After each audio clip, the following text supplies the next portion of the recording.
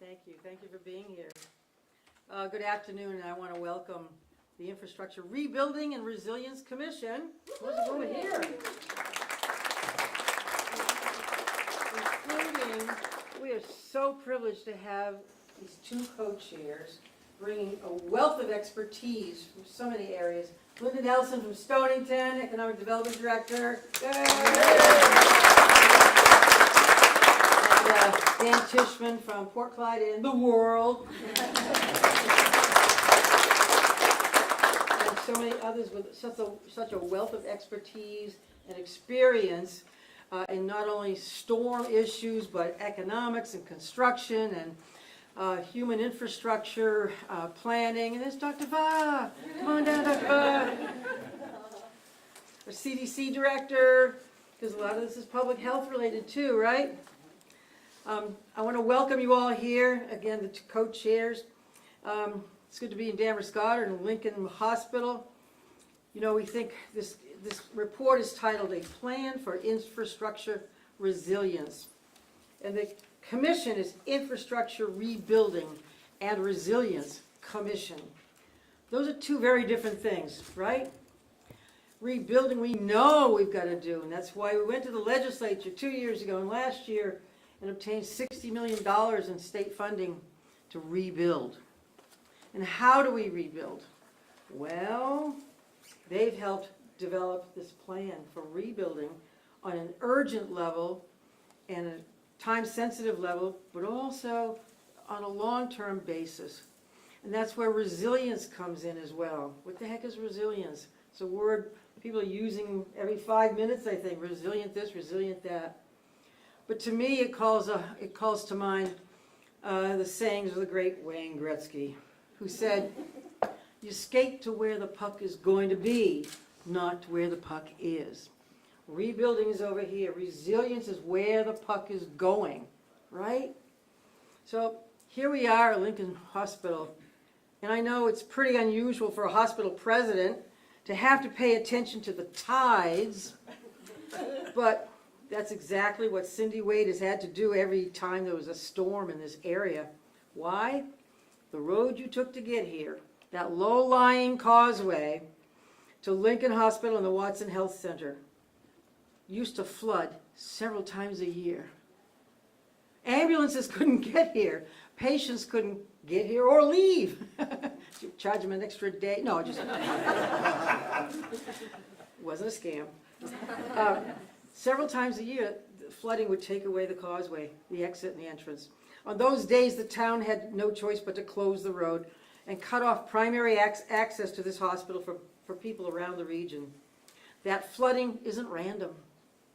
Nearly 90 years ago, we think about British engineer G.S. Callender. I'm sure you think about him every day.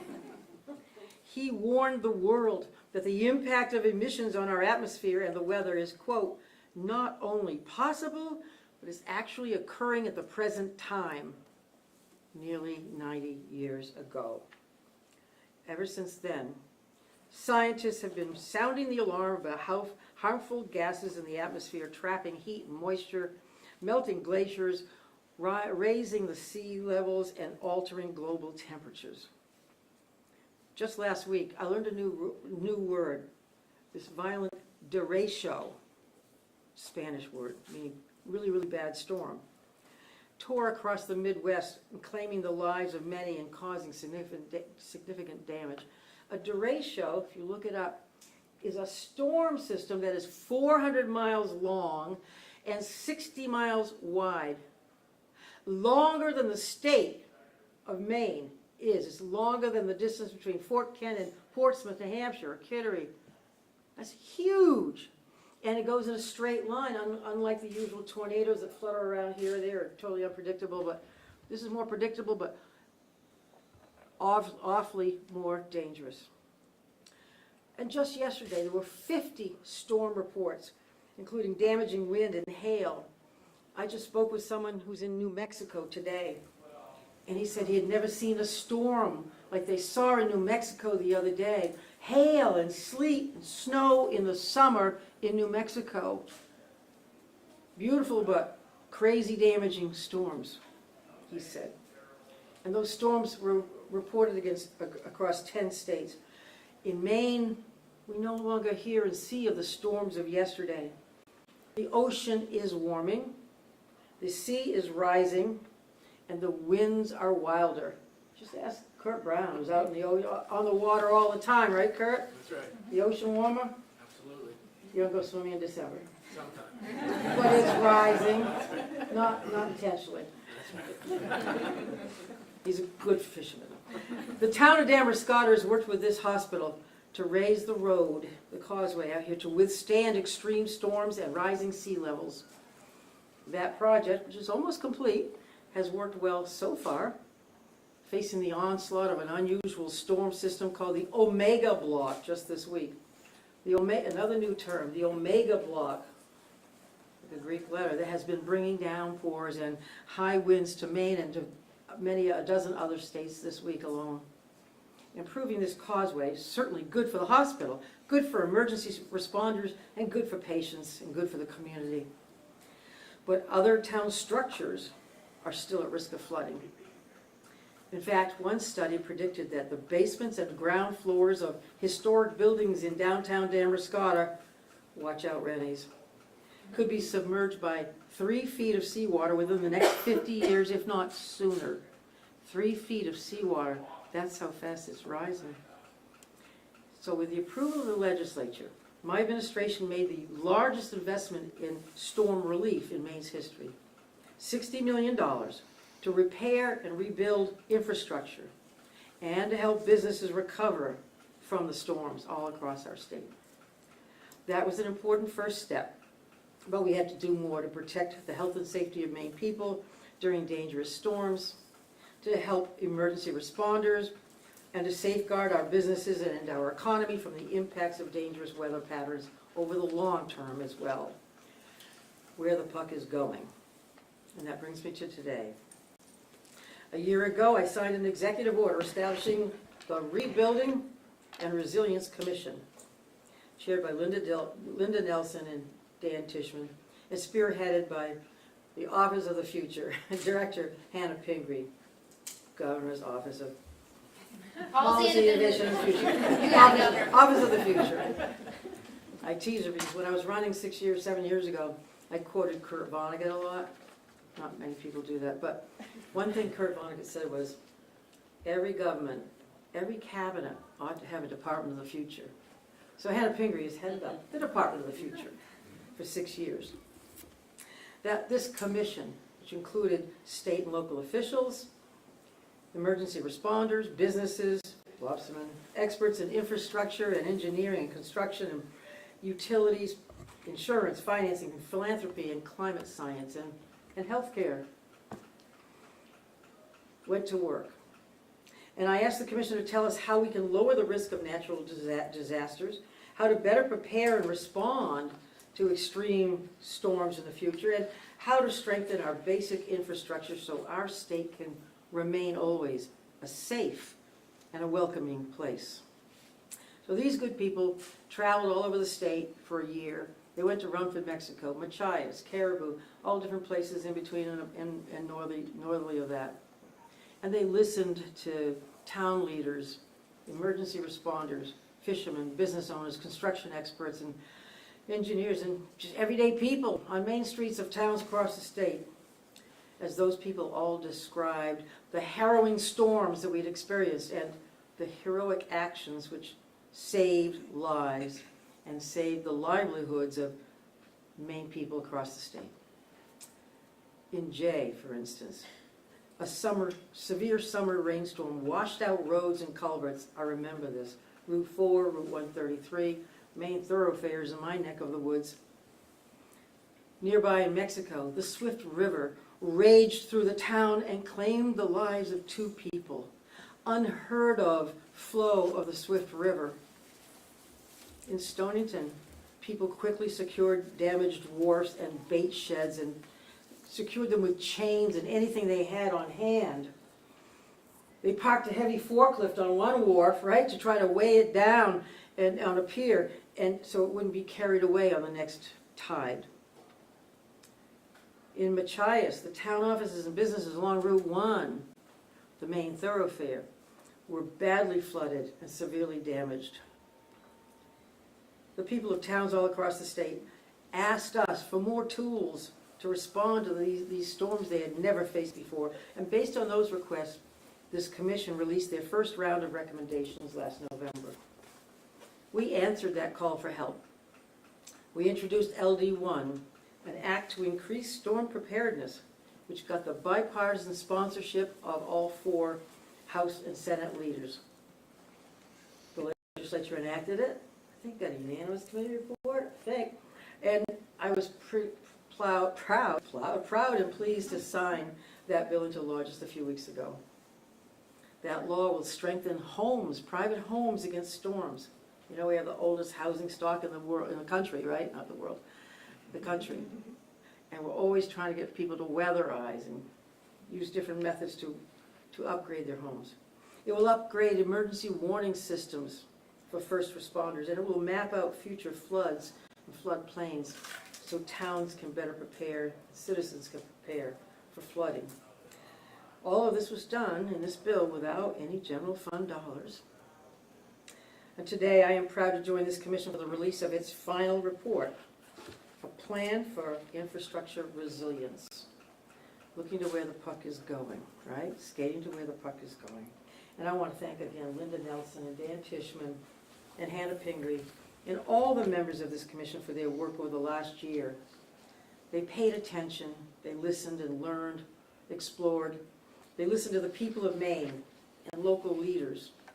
And they've guided us with this report to making Maine a safer, stronger, more self-reliant state for years to come. Everybody wants to prevent as much damage as we possibly can and to quickly repair that which we cannot prevent. That's what it means to be resilient.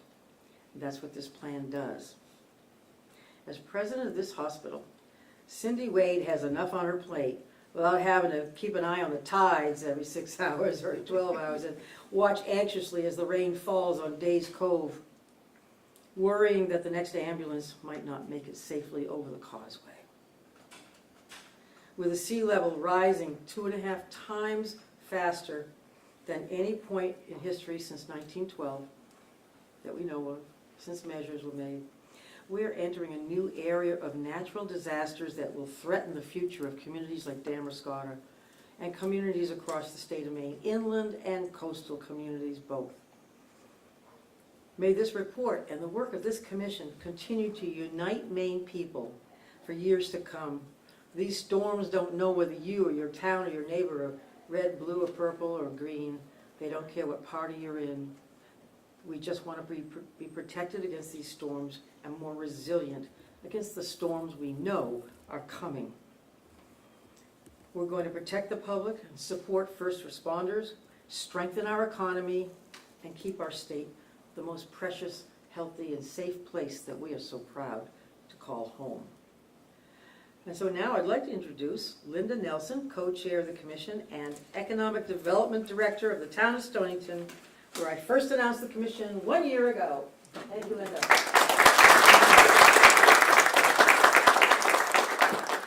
Thank you, Governor Mills. It has really been an honor of a lifetime and a privilege to have had the chance to serve the people of Maine and the great state of Maine.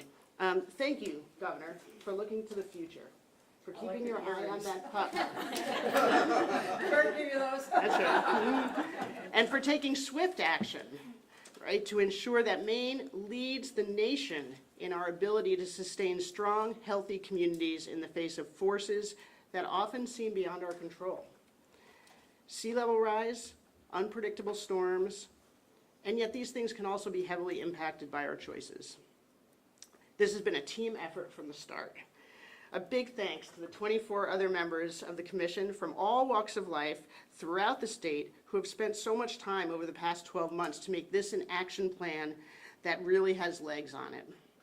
Our gratitude goes as well to the countless local municipal officials, community leaders, emergency managers, and business owners who took the time to share their stories, ideas, and their needs with us, and their stress too.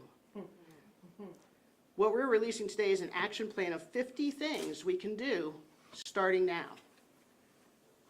In January of 2024, as you heard the governor say, my town of Stonington was struck by the back-to-back coastal storms that ravaged the entire coast of Maine. With the winds turned and coming from the southeast, what were once our protected harbors experienced unprecedented flooding that severely damaged the working waterfront infrastructure and businesses that are the backbone of our community. Our causeway is a one-way access on or off, like yours, a longer. And it was overtopped multiple times. People felt stranded for the first times in their lives on the island. To everyone's shock and horror, our commercial fish pier, which serves Down East's largest independently owned and operated fishing fleet, went underwater. It damaged all of its electrical components. The new owners of one of our waterfront seafood restaurants found their entire kitchen under feet of water. And it was in Old Orchard Beach and Saco that we learned how the loss of sand dunes due to storm erosion then leaves homes and businesses more vulnerable to the next storm. And in Rumford in Mexico, where, as you heard the governor say, we tragically lost 2 lives during these storms, we heard that the speed of the flood of December 2023 was unlike anything they had ever seen. No time to prepare, no time to evacuate. Too fast. In Rockland and Machias, very much like Stonington, waterfront infrastructure that is the economic engine of the 2 communities was flooded and damaged, and added new urgency to resilience projects that were already in progress. And last but not least, in Aroostook County, which didn't get hit by these particular storms, but which had experienced severe flooding in the past, we learned that their flood maps are decades out of date, making planning and preparedness so much more challenging. The messages we heard were urgent. One of our commission members, Shiloh Lafreniere, town manager of Jay, said it simply: communities in Maine are not prepared to deal with storms of this intensity. It's a new world. It's a different world. We have to be prepared to respond to these changes. We can't just keep doing business as usual. Our towns do not have the financial or the human resources within our communities for long-term recovery and rebuilding of key infrastructure. And when I say key infrastructure, think drinking water systems, think water sanitation systems, in addition to roads, wharves, causeways, and bridges. And our lack of human capacity makes it nearly impossible for small towns like Stonington, population 1,000, to locate and access the fragmented array of available resources outside of our communities. So this commission worked swiftly and diligently. I have to give you all so much credit. I have never been part of a harder working, more focused group of people. They produced the interim report that the governor mentioned and sent it to the governor and the legislature last November. And we were so buoyed by LD1. Thank you again. Oh, boy. It's a good starting to word. It's a little thing that flows. Yeah. And that, because LD1 has already started the process of action. It's begun with LD1. It's implemented several of this commission's most important recommendations. Along with the governor's $60 million in investments in storm recovery and the state's $69 million federal resiliency funding, these things confirmed that our sense of urgency was well targeted and contributed to a strong sense of momentum of the commission. What did you guys say? Yeah. The conversations of our small working groups this winter, they range from working waterfront infrastructure vulnerabilities and permitting reform to workforce development and long-term financing of resilience needs. I don't know how many of you have tried to repair a wharf in the 18 months since those storms, but we don't have the people in the state to repair those wharves. Over the past 12 months, we've learned that the situation remains urgent. There is no way we can assume the storms of the past 3 years are anomalous. Maine itself must become better prepared, more active, more capable, better skaters, and self-resourced, especially in light of the changes we're all experiencing right now in federal policy toward assisting states with disaster management. The financial scale of our state's infrastructure resilience challenge is extensive, but can't be overwhelming. Hundreds of millions of dollars are needed in the next decade, but we can't let that stop us. We need to make those investments because, most importantly, the cost of inaction far exceeds that of proactive investment. Most of you know this is true in general, but for some reason we don't always think about that, right? You know the term deferred maintenance. We don't want to have to put money toward deferred maintenance. We want to put money toward the future, toward what makes something more resilient for the future.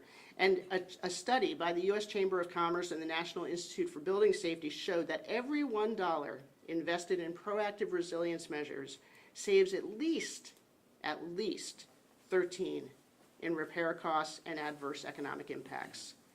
And our guess is that that's an underestimate when it comes to economic impacts for the state of Maine.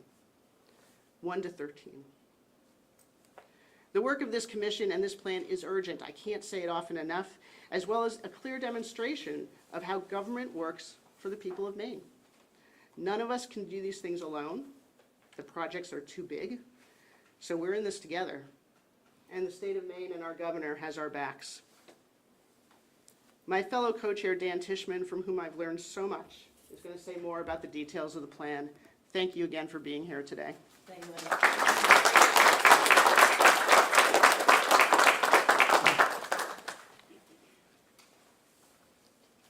Well, thank you, Governor Mills, for your kind introduction, but more importantly, for your steadfast leadership on behalf of the people of Maine.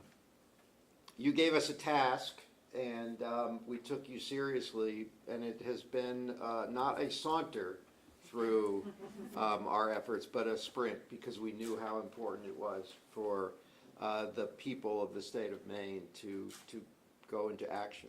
And Linda, your partnership through this process has been invaluable. I'm deeply grateful to have worked alongside of you for your wisdom and for the leadership and your intense focus on your community, which was an inspiration for us to understand how to think about communities in the state of Maine. The one thing we learned early on, which really guided us, which was a bit of a positive, bright light, and that is that doing a analysis of the whole country, we learned that Maine was actually far ahead of most of the rest of the country in thinking about resilience. So it was your leadership, Governor Mills and Linda, in grabbing that opportunity and not only do the right thing for the people of Maine, but set an example for the people of America in how to think about resilience and rebuilding. Although, Governor, I would say your analogy of Wayne Gretzky and the hockey player is a good one, because I'm hoping that in the near future we continue to have ice to skate on to get to the puck as things warm. I want to also extend my sincere appreciation to the 24 members of the commission, many of whom are here today. This was a race. We told everybody that there would be an intense amount of time required, and everybody really stepped up. We in our listening tours around the state, which are not always easy to get to, we had incredibly good participation by commission members, joining in the visits to towns, joining on in-person meetings and a lot of Zoom meetings. This was a lot of work, and I really applaud you all for carving out what probably was a lot more of your time than you expected when you were invited to participate. And then, most importantly, this couldn't have happened without the incredible staff that Hannah has been leading in her GOPIF, the Office of the Future for the state of Maine. You guided your team, who really did all the work for us, including telling us when and where to be, how to get there, where to park, whether it was going to be hot or cold, wet or dry, and was really responsible for, you know, the lion's share of the work for this report. I'm honored to be here today with all of you. As the governor mentioned, I live in Port Clyde. It's a really remarkable part of the state. It's a working waterfront, one of the very few remaining working waterfronts in the state. And like so many communities that are represented in this room and represented by the commission, is increasingly vulnerable to the storm surge, to warming ocean temperatures, to the impacts of not only episodic storms, but for the slow, insidious changing that's happening along the coast of Maine. It's been a privilege to bring my experience as a builder, as a construction person, to the commission for this important work. So today we're so proud to share the final report to the commission titled A Plan for Infrastructure Resilience. From the beginning, Linda and I agreed the plan had to meet the urgency of the moment and be practical and actionable. The plan outlines roughly 50 recommended actions that will strengthen Maine's infrastructure against future storms. It calls for sustained investment in better data and risk information, enhanced state and local capacity building, infrastructure upgrades, and regulatory reforms to make smart building and permitting decisions easier. The plan also establishes clear metrics to track our progress, because implementation and accountability are just as critical as vision. This report at its heart is meant to be implemented. We don't have the ability to have a report sit on a shelf and collect dust. Resilience is a bipartisan issue. Storms hit whenever and whomever they want at any time. Our state has made great strides, as Linda mentioned, with the governor promoting and implementing LD number 1 and the other investments that we've discussed. Thanks to LD1 and recent investments, Maine has made meaningful progress, but much more needs to be made. As storms become more frequent and federal response perhaps less certain, it's clear that Maine must chart its own path to resilience, driving the investments and decisions needed to protect all of our communities. That includes investing in public and private working waterfronts and in water and grid infrastructure, adopting stronger, more protective building codes, expanding the DEP's use of permit by rule to encourage resilience upgrades, developing a long-term plan for funding resilience, and exploring innovative insurance options for public infrastructure. And most critically, building the long-term capacity for our state, regional and local governments, as well as our academic and philanthropic partners, to understand risk, share information, and collaborate across sectors. This is not just an issue for the state to fund. We all carry responsibility through our private lives and our work lives, through our other great institutions in the state, to tackle this problem. This problem is not going to go away. We learned that one of the greatest problems that the state of Maine has is because it's such a large state with such a long such a long coastline. and so many communities that capacity, as the governor talked and as Linda talked about, the capacity is a major issue. So the report is laid out in short-term, medium-term, and long-term, and one of the things that is so refreshing as a participant of this commission is that the money that has flowed has been by and large dispersed from the state, and is actually responsible for projects and capacity building on the ground today.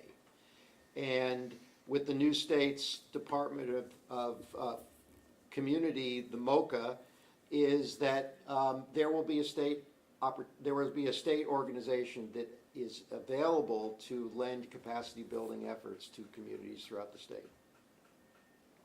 While our role as co-chairs may be ending, Lynn and I remain fully committed to advancing the committee's work. We will continue to champion implementation through our other roles, and we look forward to working with many of you in the months ahead. Thank you again for the opportunity to serve the people and communities of the state of Maine through this commission. It's now my pleasure to introduce Andy Dorr. Andy Dorr, the town manager of Damariscotta. Andy, thank you for hosting us here today. Your town has a long record of infrastructure resilience projects and protecting the community against storms and flooding. We did not get to visit Damariscotta because during the work of the commission, but we are excited to be here today and hear about the protective work that you've been doing. So thank you for having us.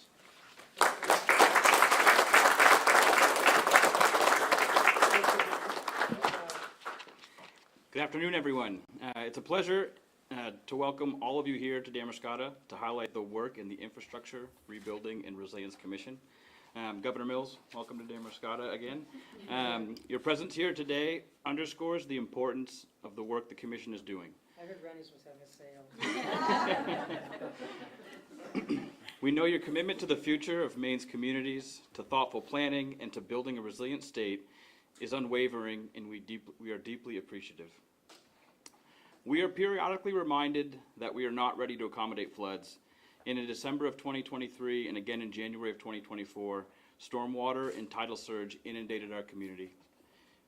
Other communities in the state saw destructive storm surge that removed whole buildings from their foundations or wrecked commercial fishing infrastructure. In Damariscotta, some of the businesses along Main Street were flooded, and multiple town roads were impassable. Damariscotta acknowledges the threats that natural disasters and flooding pose, and we're planning for a more resilient future. Since 2020, the town of Damariscotta has embarked on a multi-phase project that will protect downtown properties adjacent to the parking lot from the impacts of flooding and has raised the causeway to MaineHealth Lincoln Hospital. The pictures over here show what's under the parking lot for those that are going to attend afterwards. The work here, this project for the town started over 10 years ago, envisioning how to improve and think about how to protect some of those buildings from floodwaters along the river's edge. Under the parking lot, there's a stormwater retention system that would be capable of handling a 6-inch rainstorm in a 6-hour period. The check valves on the outfalls are designed to be able to release the water as the tide recedes, allowing hopefully, as it's designed, not to flood and see the 2 to 3 feet of water, which is highlighted in the photo over here. That was in January of 2024. The public restrooms there on the right side of the image, and that was designed and built at the 100-year flood level. And you'll see the decking there is dry, and so it was designed, that storm almost hit that mark, and so there's about 3 feet of water on the back side of that building. So if you can imagine some of those storefronts or those property owners there had a foot, 2 feet, some more than that in the bottom levels of those buildings. As part of the Community Resilience Partnership, we're also reducing our energy consumption in our municipal buildings with insulation upgrades in our fire station, as well as conversion of LED lights. As you've heard, the Commission has worked diligently over the last year to bring this plan forward. thank you all for your willingness to serve on this commission and bring this work to the state of Maine. The plan provides clear guidance and a roadmap for communities like ours to be stronger, rebound faster from storm impacts, and potentially mitigate the impact storms have on our infrastructure in the first place. We're grateful for Governor Mills' leadership and the Commission's efforts to help us plan for a vibrant and resilient future. At this time, I'd like to welcome Cindy Wade, President of MaineHealth Lincoln Hospital.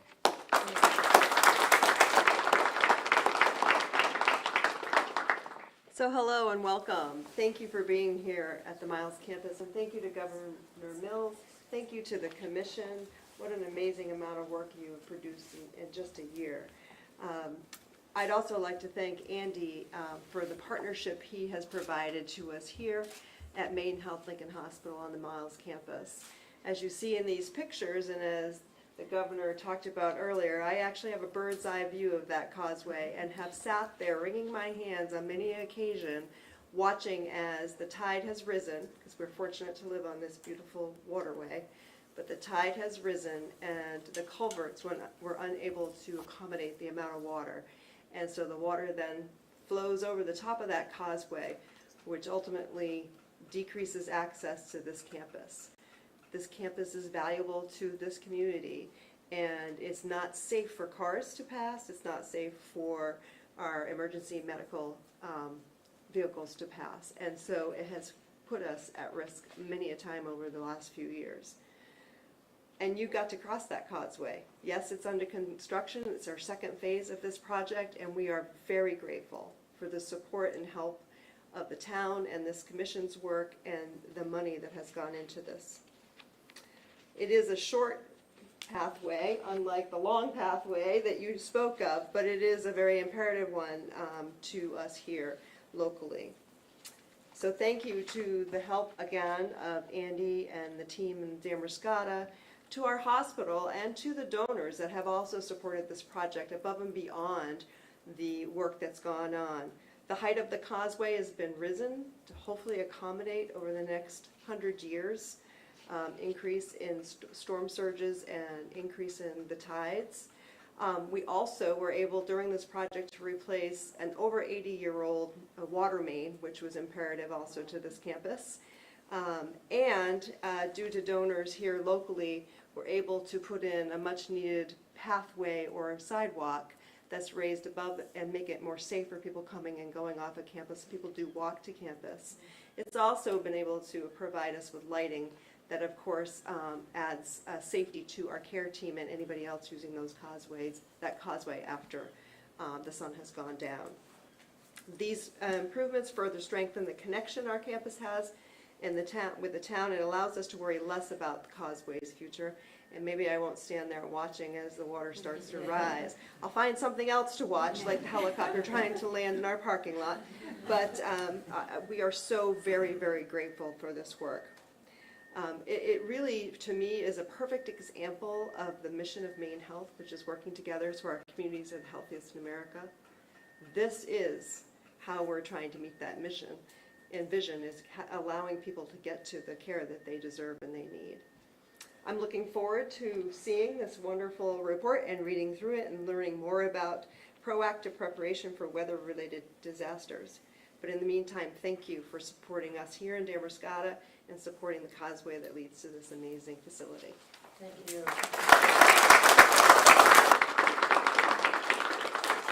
I'm the last speaker. Thank you all for standing up.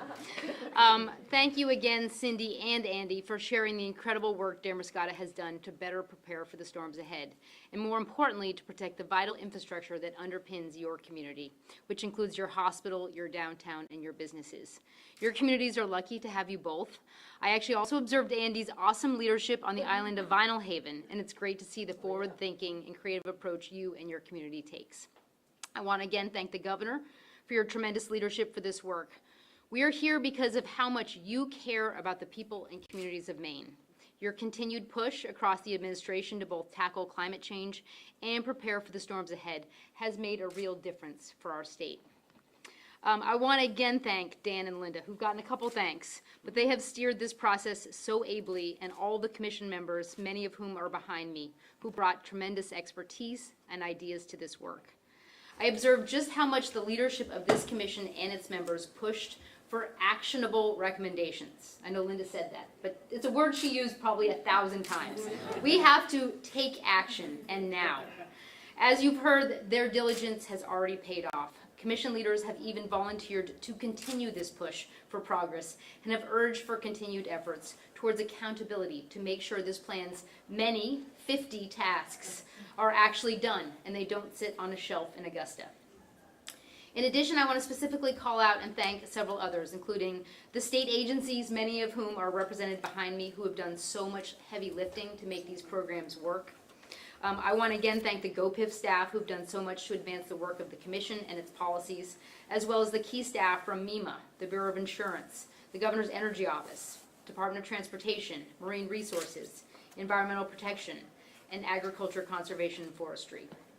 I want to also recognize the other local leaders who are here in this room, because I know you are doing a lot of heavy lifting, from Lincoln County Emergency Management, the Lincoln County Commission, both the director and commission members, municipal leaders, I think, from Wiscasset and Booth Bay and maybe other towns, plus, of course, the town of Damariscotta and some of their select board members. So thank you all for coming, and thank you for what you do.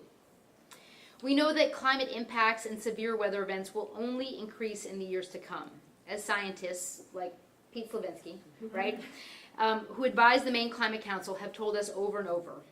When we started this work in 2019, some of the predictions, they seem far off and in the future.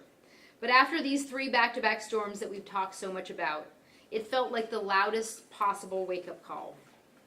This commission has seen the real-world consequences on the ground. You've heard about some of them. But damage to infrastructure means that warnings don't get to people as cell service and broadband service goes down. Ambulances can't reach patients and hospitals due to flooded roads. Power outages stretch on for days. Drinking water becomes contaminated. Iconic working waterfronts risk never being rebuilt. And we are also all feeling the cost. Storm recovery is proposed to add approximately $20 to ratepayers' electricity bills in the CMP territory starting on July 1. Infrastructure and recovery costs are borne by local property taxpayers, landowners, and business owners. And as has been said so well, investments in resilience pay huge dividends in the future. And we all know this, everyone behind us, everybody in this room know this because we've seen firsthand. But the recovery has also been inspiring.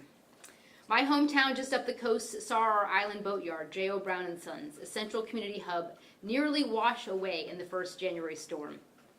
Today, the yard is back up and running, and they are working to accomplish multiple major infrastructure projects to better prepare for the storms ahead, thanks to a working waterfront recovery grant from the state and lots of hard work by the whole Brown family. As the governor mentioned, this commission recommended a series of early actions that led to the passage of LD1, which is now the law, thanks to the leadership of the governor and the overwhelming bipartisan support from the Maine legislature. In these sometimes very partisan times, this outcome was a big, big deal. To help communities better prepare, LD1 also created the new State Resilience Office in law within the Maine Office of Community Affairs to see this work through. This new office will manage flood programs, as the governor mentioned, advance numerous other efforts to support communities. The plan also recommends that the State Resilience Office be responsible for the coordination, the tracking, and accountability for this plan. We are joined today by the first director of the office, Samantha Horn, who is already doing so much heavy lifting to get MOCA off to a great start. Thank you, Samantha. I'm also very pleased to announce today, this is the last announcement, that Brian Ambrette, who is the lead commission staff member through the Office of Policy, Innovation, and the Future, will serve as Maine's first state resilience officer.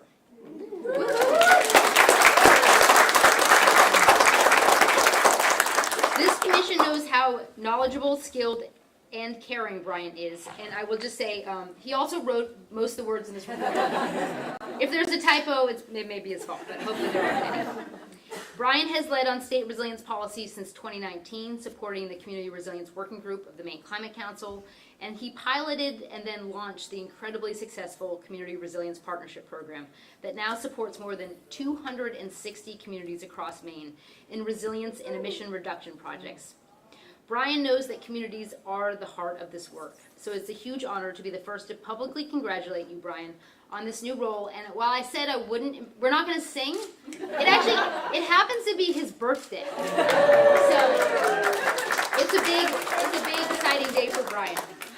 So again, I just want to thank you all for being here. I want to thank the folks in this room who do this hard work at the local level. And I again want to really thank the commission members and state agency officials who day in and day out, in many, many ways, participate in this work. So the sun is shining. We're in this hospital because we looked at the weather report and it was like 9 days of rain. But we do want to take anybody who is able down to kind of, you all saw it in your parking. Thank you. By the way, town manager Andy Dorr, he helped us set up this event. He did so much heavy lifting, and then he was also directing our parking.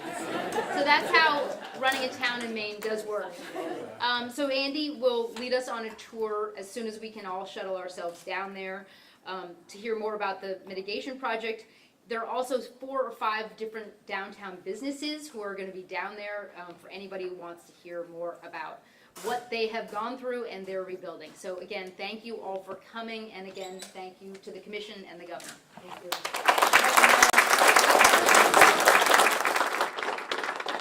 All right, and eat some cookies on your way out. Thanks, everybody. Yeah, thank you. Thank you, guys. Yeah, I